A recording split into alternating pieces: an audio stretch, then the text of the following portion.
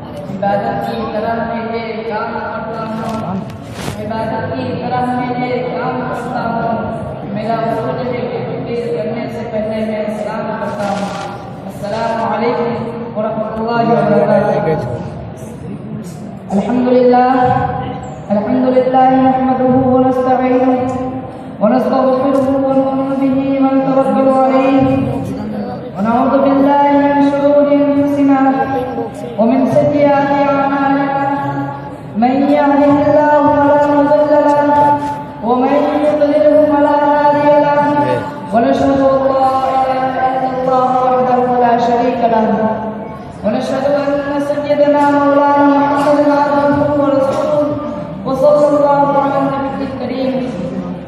فقد قال الله تبارك وتعالى في القرآن المجيد والفرقان الحميد: أعوذ بالله من الشيطان الرجيم، بسم الله الرحمن الرحيم، إنما يخشى الله من عباده العلماء۔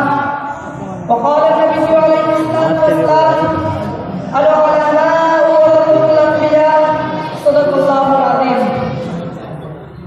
میرے دوستوں، برادران اسلام، مجھے انتہائی مسرت ہوا کہ اس محفل مسعود، اس اجلاس عظیم، اس درس مبارکہ میں مجھ جیسے بے گزار طالب علم کو اظہار خیال کا موقع دیا گیا ہے، لیکن مشرت کے ساتھ ساتھ مجھے انتہائی حیرت بھی ہوئی کہ آپ جیسے کاملین و ماہرین کے سامنے کس زبان سے لب کوشائی کروں۔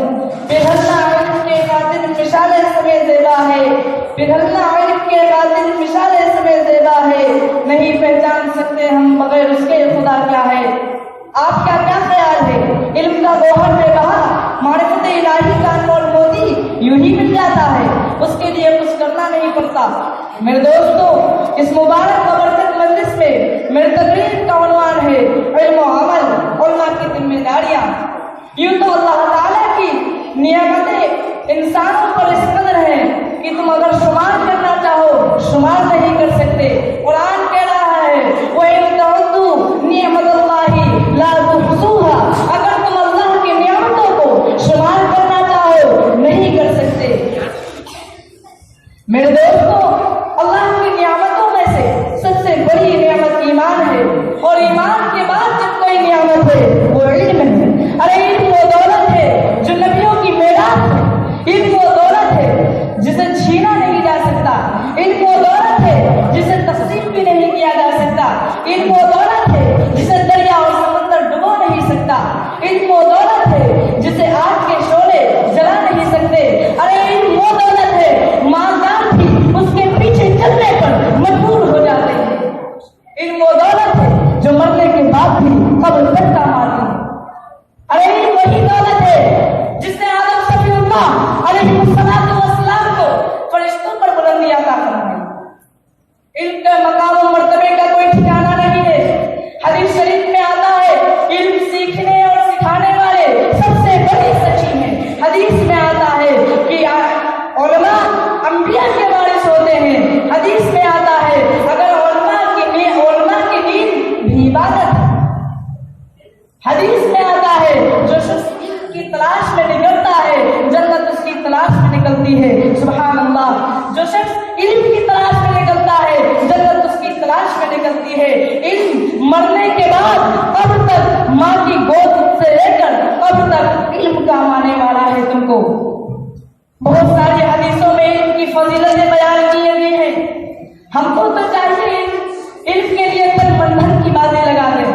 میرے دوستوں، یہ حقیقت ہے کہ سچا پکا طالب علم وہی ہے، سچا پکا طالب علم وہی ہے جو علم کے لیے اپنے مدرسے کو وطن سمجھے اور کتاب کاغذ کو اپنا کفن سمجھے۔ کسی شاعر نے کیا یہ خوب کہا ہے، مدرسہ ہے وطن ہمیں دنیا سے کیا مطلب، مدرسہ ہے وطن اپنا ہمیں دنیا سے کیا مطلب، مدرسہ ہے وطن اپنا، ارے مریں گے ہم کتابوں پہ ورث ہوگا کفن اپنا۔ میرے دوستوں، علم کی طلب دیکھیے، علامہ ابن تیمیہ بادشاہ وقت نے کسی فتویٰ کے نہ دینے پر جیل خانے میں بند کر دیا۔ 3 دن گزر جاتے ہیں، 3 دن کے بعد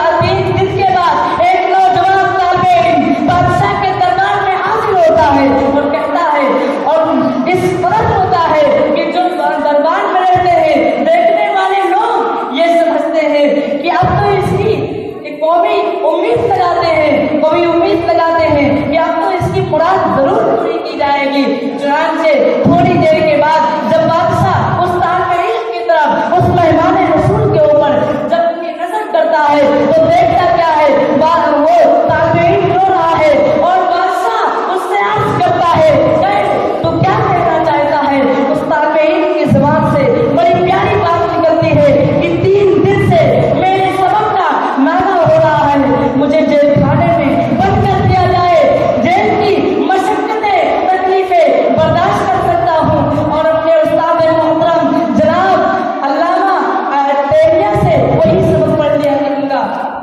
میرے دوستوں، ہم لوگوں کو چاہیے کہ علم سیکھنے کے لیے تلمذ کی بازی لگا دیں اور بغیر علم کے عمل کے علم طرح ہے۔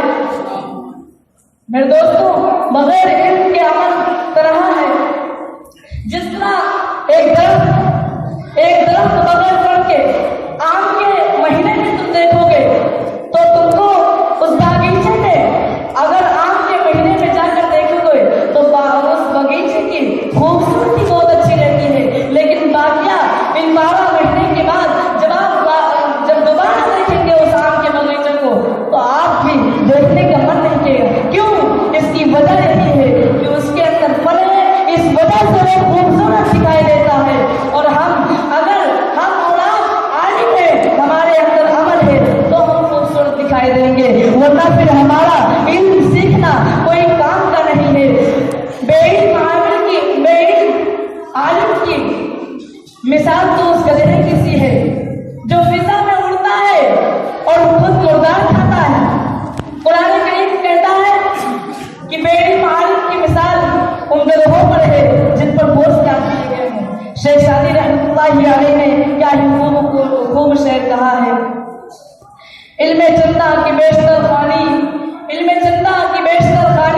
چون عمل کر تو نیست نادانی، نہ محقق مول نہ دانست مند، چار پائے گرو کتاب چند۔